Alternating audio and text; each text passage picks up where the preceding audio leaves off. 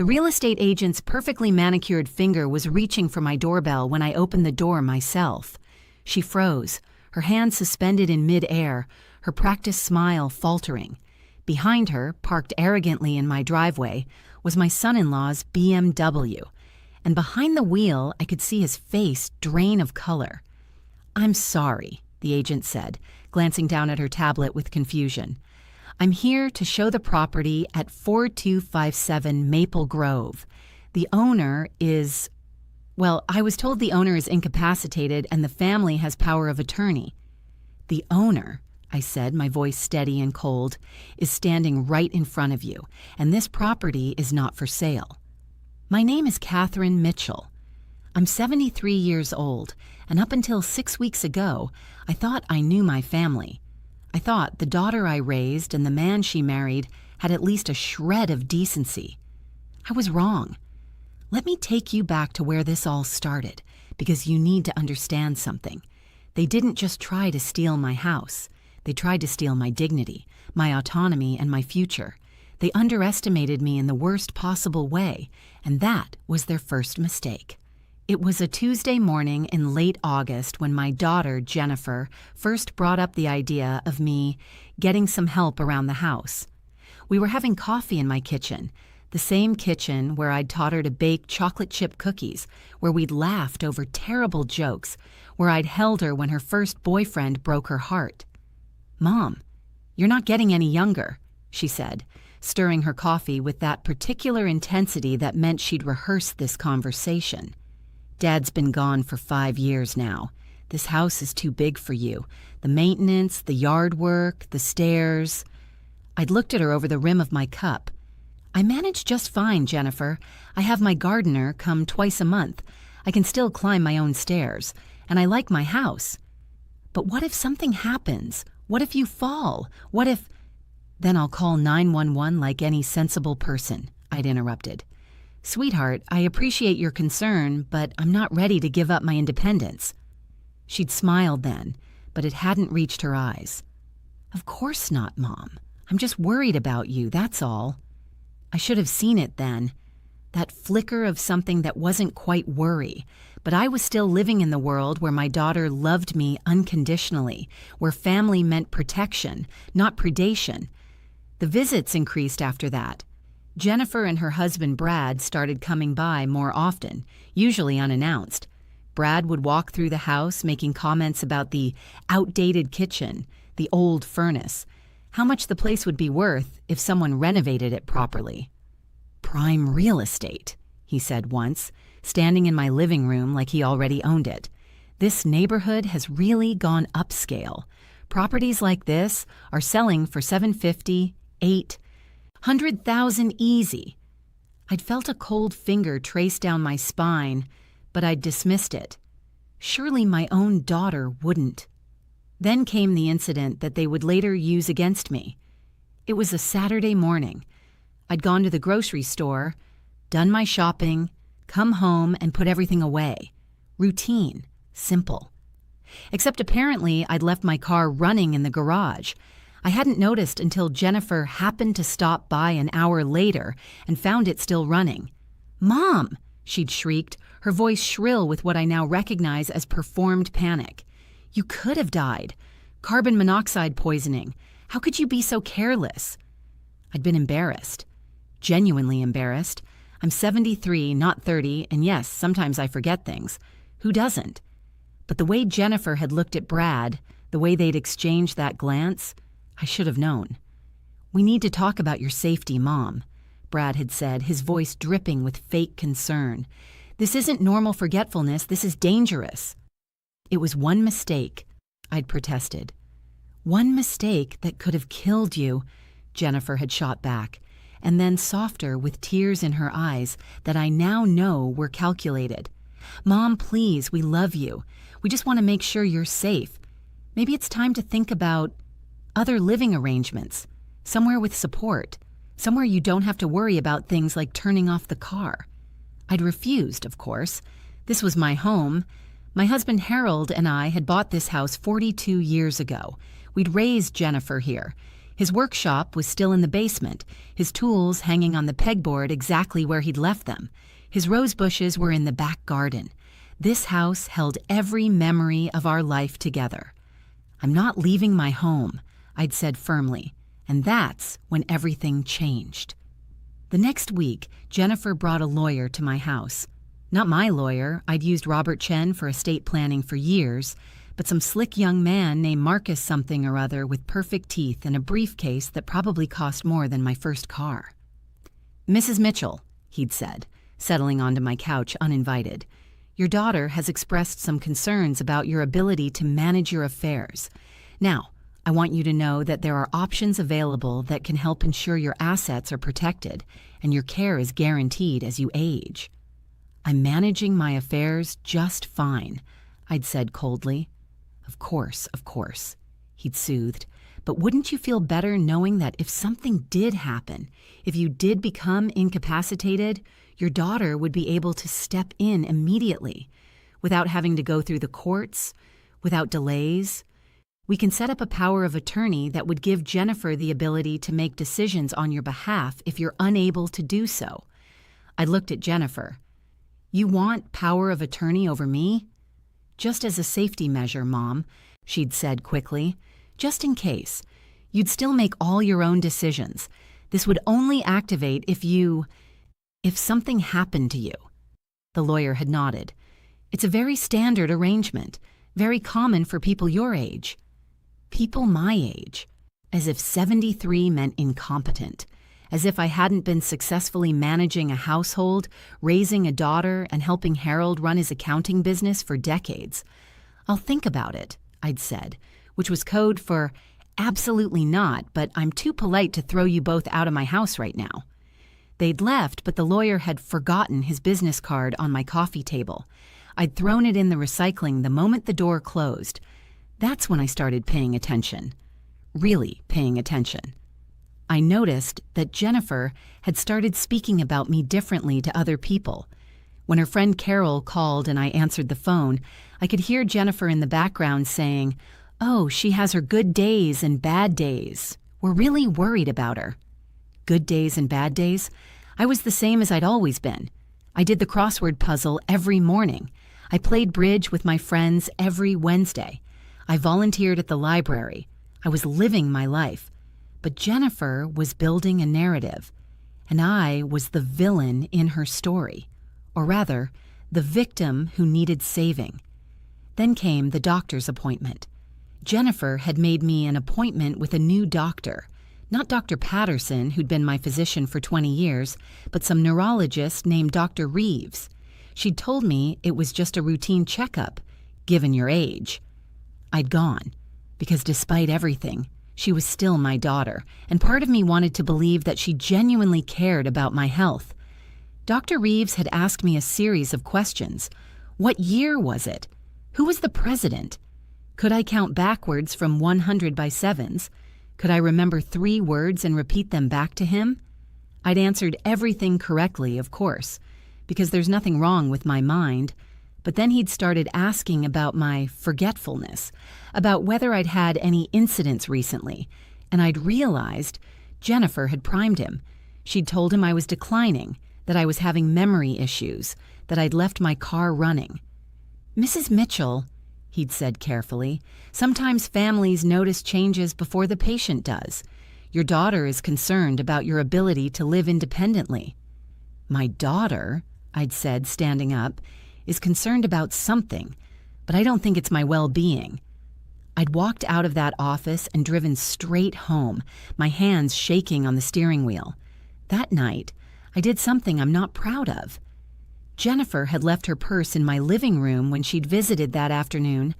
I opened it and found her phone. She didn't have a passcode. She'd always been careless about that. What I found made my blood run cold. Text messages, dozens of them, between Jennifer and Brad.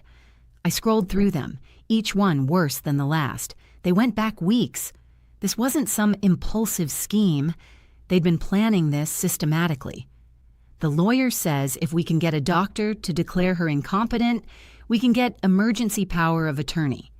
Dr. Reeves is on board. He'll write up the evaluation the way we need it. Once we have the POA, we can list the house immediately. Marcus says it'll sell in a week, maybe less. What if she fights it? She won't be able to. Once she's declared incompetent, she has no legal standing. And then? Then we put her in Shady Pines. It's only $3,500 a month. The house will cover that for years, and we'll have the rest for ourselves. But it was the earlier messages that truly gutted me. Messages from months before, when they'd first started planning this betrayal. Your mom's sitting on a gold mine and living like she's poor. That house could pay for Maddie's college and then some. I know, but how do we get her to sell? We don't ask her to sell. We make it so she can't say no. You mean like power of attorney? Exactly. We just need to establish a pattern of incompetence, document everything, build a case.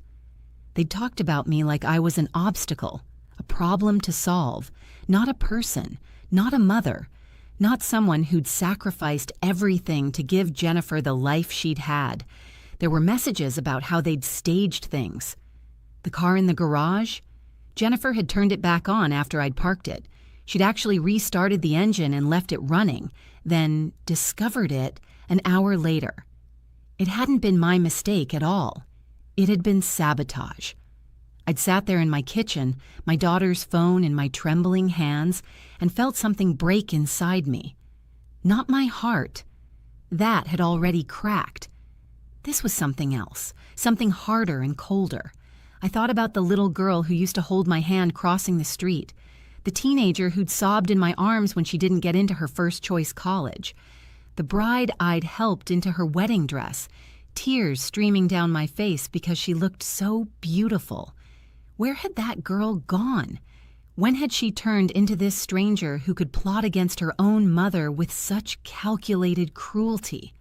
My daughter, my only child, the baby I'd rocked to sleep, the girl whose skinned knees I'd bandaged, whose tears I'd dried, was planning to have me declared incompetent and steal my house.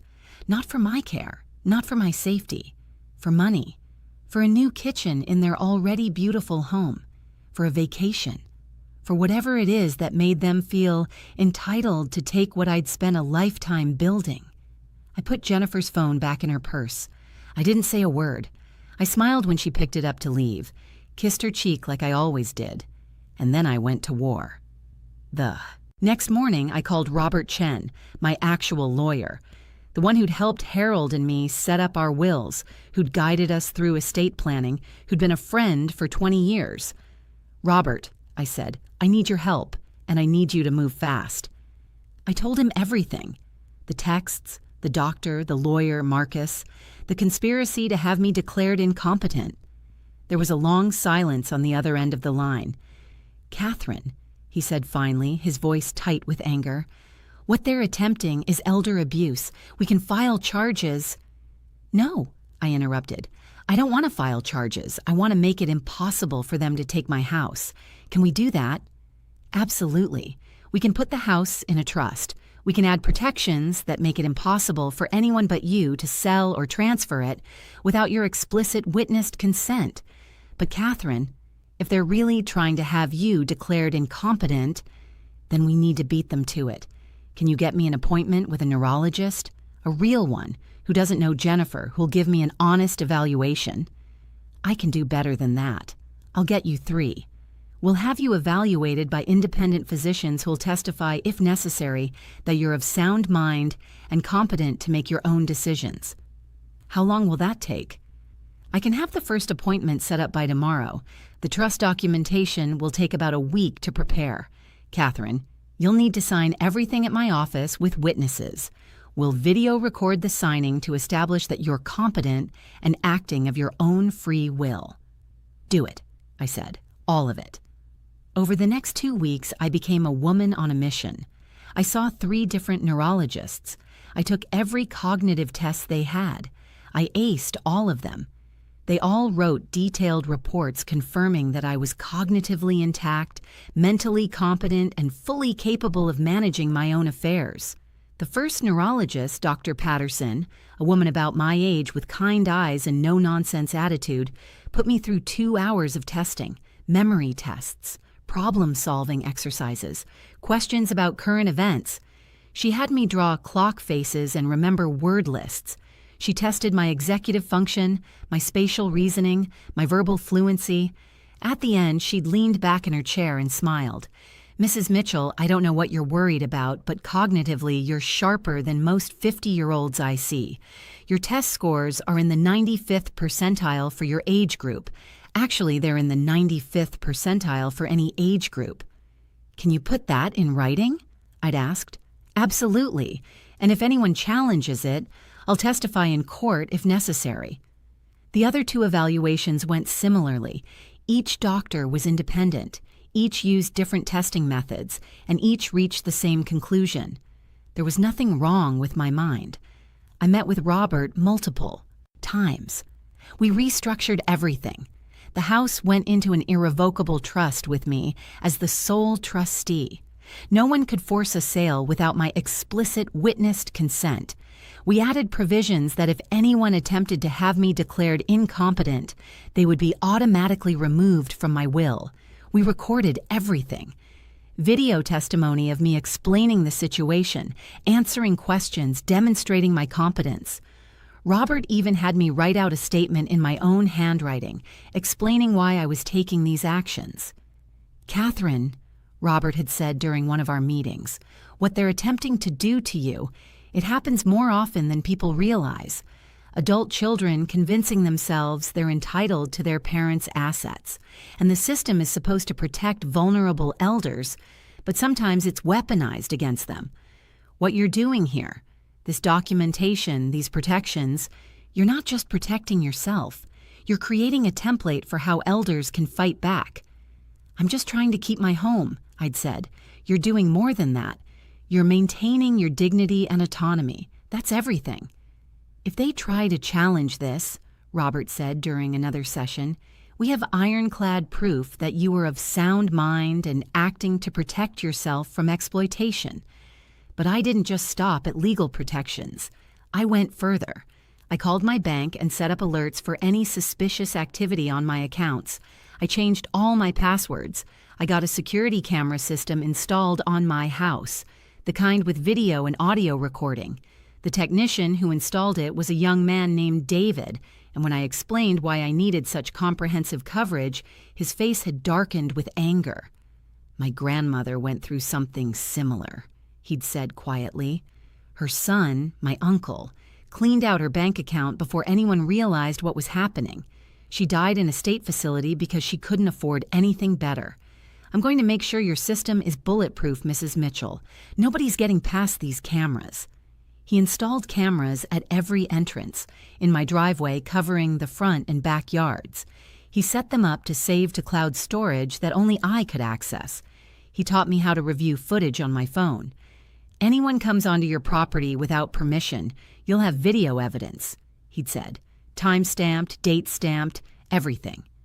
I put up no trespassing signs on professional posts at the edge of my property.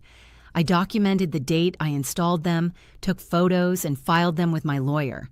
And then I did something that Jennifer would later claim was proof of my paranoia. I changed all my locks. "Catherine," Robert had said when I told him, "that might seem aggressive." "They have keys to my house," I'd replied. "They've been coming and going whenever they want. Not anymore." The locksmith came on a Thursday morning. His name was Bill, and he'd been in business for 35 years. When I explained what I needed, not just new locks, but the kind that couldn't be picked or bypassed easily, he'd nodded with understanding. "You'd be surprised how many calls I get like this," he'd said while working. "Adult children with keys to their parents' homes, thinking they have a right to come and go as they please. Sometimes it's concern, sometimes it's control, and sometimes—" He'd looked at me meaningfully. "It's something worse.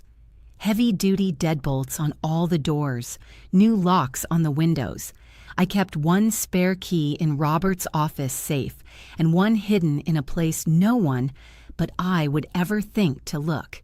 Inside the hollowed-out bottom of Harold's old tackle box in the basement, the one Jennifer had always been too squeamish to touch because it still smelled like fish bait. I also hired a geriatric care manager, an independent professional who could evaluate my ability to live independently and testify to it if necessary. Her name was Susan, and she was a former nurse with 30 years of experience. She came to my house once a week. She evaluated my medication management. Perfect, I had a daily pill organizer and never missed a dose. My housekeeping, clean and organized. My nutrition, I still cooked healthy meals for myself. My cognitive function, sharp as ever. And my social engagement, bridge club, library volunteering, regular outings with friends. After a month, Susan wrote a glowing report confirming that I was not only competent, but thriving in independent living. I was ready. I had my armor on. My fortress was secure. And then Jennifer and Brad made their move. It started with Jennifer showing up at my door looking upset. "Mom, why aren't you answering your phone?" she demanded. I'd been screening her calls, but I didn't tell her that. "I've been busy," I said simply. "Can I come in? We need to talk." "Actually, Jennifer, this isn't a good time." She'd pushed past me anyway, Brad following behind her like a shadow. "Mom, Brad and I have been talking, and we really think, Mom, why is there a camera?" She'd spotted the security system. "Security," I said calmly. "Security? From what?" "Mom, you're being paranoid. First you change all the locks without telling us." "My locks, my house. We're your family. What if there's an emergency? What if we need to get in?" "Then you can call 911, just like anyone else." Brad had been walking around my living room, looking at things with that same appraising expression. "Catherine, we're concerned about these decisions you're making. They seem erratic, impulsive, not like you." I'd felt a hot surge of anger. What's not like me? Protecting my property, making my own decisions. Installing cameras, changing locks, refusing to see your own family. These are signs of paranoia, Catherine. They're concerning. "You know what I find concerning?" I'd said, my voice dangerous and quiet. "Text messages planning to have me declared incompetent so you can steal my house." The room had gone completely silent. Jennifer's face had gone white, then red. "You went through my phone? Mom, that's a violation of privacy. That's how I found out my own daughter was planning to rob me." I'd stood up, feeling stronger than I had in weeks. "I know about Dr. Reeves. I know about the lawyer Marcus. I know about your plan to put me in Shady Pines. I know everything, Jennifer." Brad had stepped forward, his face hard. "Catherine, you're not thinking clearly. You're confused. We only want what's best for you. Get out of my house." "Mom, get out of my house!" I'd shouted it, loud enough that I was sure the security cameras picked it up clearly. "You are not welcome here. You have no authority here. And if you come back without my invitation, I will call the police and have you arrested for trespassing." They'd left, but not before Brad turned in the doorway. "We're trying to help you, Catherine, and we're not going to stop just because you're being stubborn and irrational. We'll do what we need to do to keep you safe." The threat was clear. They were going forward with their plan. I'd called Robert immediately. "They know I'm on to them. What happens now?" "Now we wait," he'd said, "and we document everything. Keep those cameras running. Don't engage with them unless witnesses are present.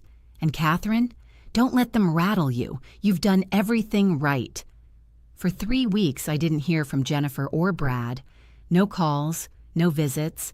The silence was worse than the confrontation because I knew they were planning something. I found out what that something was when Susan, my care manager, called me one afternoon. "Catherine," she said, "I just got a very strange call from someone claiming to be your daughter's lawyer. He demanded copies of my evaluation reports, claiming he had power of attorney and needed them for protective proceedings." "What did you tell him?" "I told him that I work for you, not for anyone claiming to represent you, and that he could submit a formal request through proper legal channels. He didn't like that." The next call came from my bank. Someone had attempted to access my accounts using what they claimed was a power of attorney document. The bank had refused and flagged it as potential fraud. "Mrs. Mitchell," the bank manager said, "the document they presented appeared to be forged. It had your signature, but it didn't match any of our records, and the notary information was invalid. They'd forged a power of attorney. My daughter and her husband had actually forged legal documents to try to steal my money. I want to press charges," I'd said. "We've already reported it to the police. They'll be in contact with you." That evening, I got a call from Jennifer, crying hysterically. "Mom, please, you have to call off the police. It was a misunderstanding. Brad was just trying to help." "By forging my signature? He thought he was protecting you. Mom, please, you don't understand how hard this has been for us, watching you decline." "I'm not declining, Jennifer. I'm thriving. But you can't see that, can you? All you can see is dollar signs. That's not fair. Mom, I love you. If you loved me, you wouldn't be trying to have me locked away so you could sell my house." She'd hung up, and I'd cried then, for the first time since this whole nightmare began. I cried for the daughter I thought I had, for the relationship that was now broken beyond repair, for the betrayal that cut deeper than any knife. But I didn't back down. I gave my statement to the police. I provided all the documentation, the texts, the forged power of attorney, everything, and then I waited for their next move. It came exactly 2 weeks later, on a Thursday morning. I was having my coffee, doing my crossword puzzle, when I saw a car pull up outside. Not Jennifer's car. A sleek silver sedan with a magnetic sign on the door. Prestige Property Solutions. A woman got out, dressed in a sharp business suit, carrying a tablet and a lockbox. A real estate agent. My security camera caught everything. I watched on my phone as she walked up to my door, pulling out her phone to make a call. "Yes, I'm here," she said to whoever was on the other end. "The lockbox code you gave me doesn't work, though. I'll just ring the doorbell." I looked at the camera feed and saw Brad's BMW pulling into my driveway behind her car. He was parking, getting out, clearly planning to be here when the agent showed the house that he somehow thought he had the right to sell. This was it. This was their final play. They'd somehow listed my house for sale, probably using that forged power of attorney, and actually thought they could show it, sell it, and force me out. They'd underestimated me one last time. I went to the door before she could ring the bell. I opened it myself. I watched her freeze, watched her practiced smile falter. "I'm sorry," she said, glancing at her tablet. "I'm here to show the property at 4257 Maple Grove. The owner is... Well, I was told the owner is incapacitated and the family has power of attorney." "The owner," I said, my voice steady and cold, "is standing right in front of you, and this property is not for sale."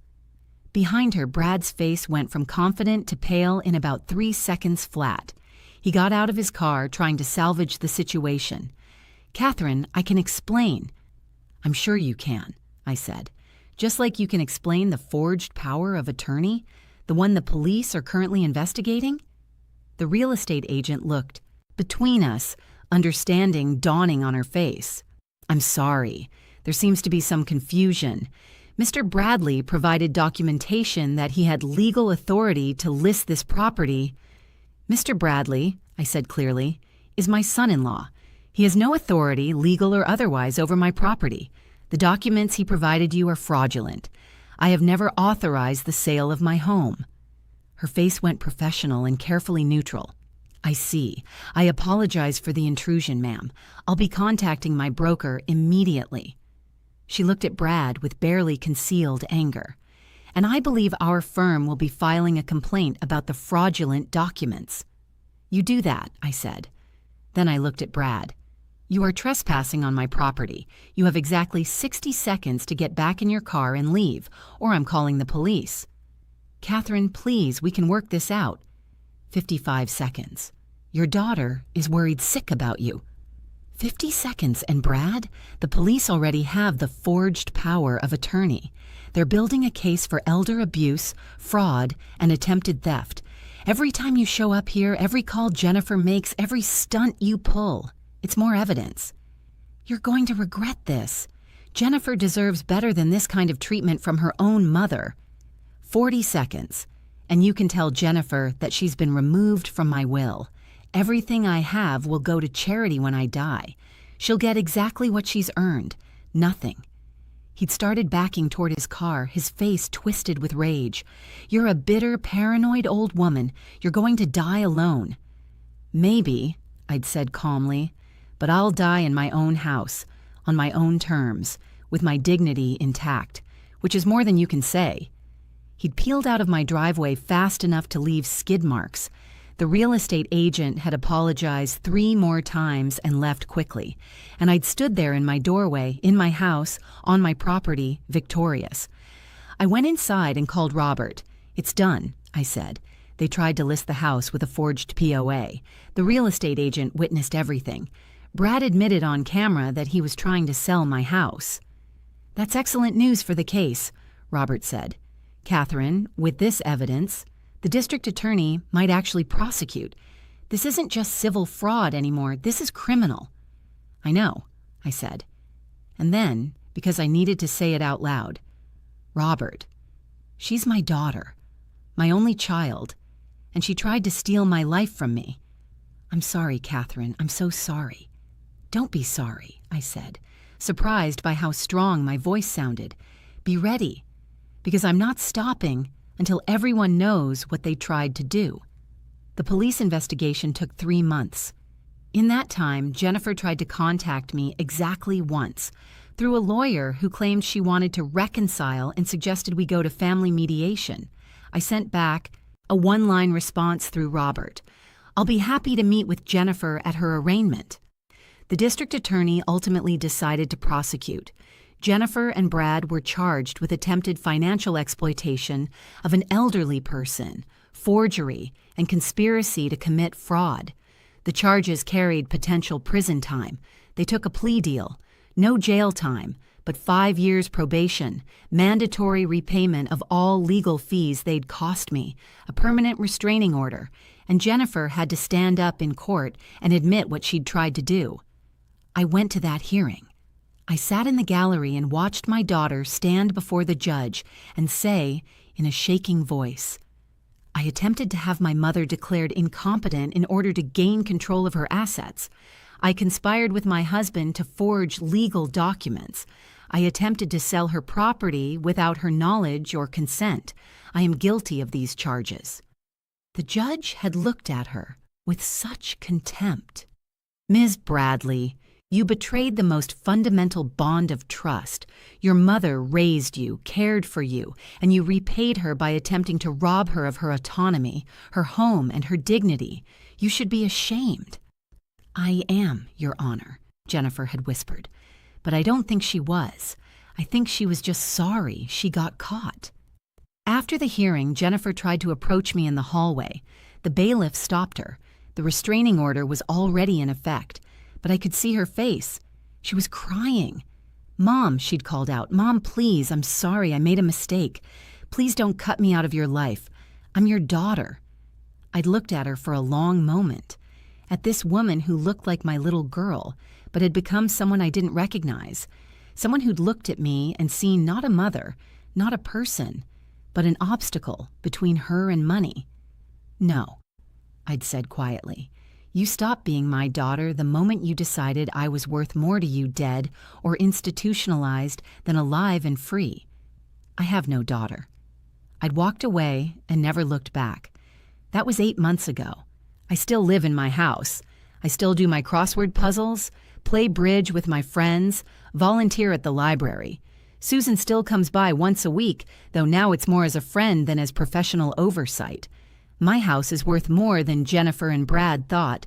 The market went up, and Robert helped me get it reassessed at $950,000. When I die, it's all going to a foundation that helps elderly people fight financial exploitation. Every time I walk through my door, every time I sit in my garden with Harold's roses blooming around me, every time I turn the lock that only I have the key to, I feel victorious. Not because I beat Jennifer and Brad, though I did, but because I beat something bigger. I beat the assumption that getting older means getting weaker. I beat the idea that seniors are easy targets. I beat the narrative that family always means safety. I'm 73 years old. I live alone in a house that's mine, really mine, and nobody can take that from me. And if that makes me a bitter old woman, well, I'd rather be bitter and free than sweet and stolen from. This is my house, my life, my choice. And that's exactly how it's going to stay.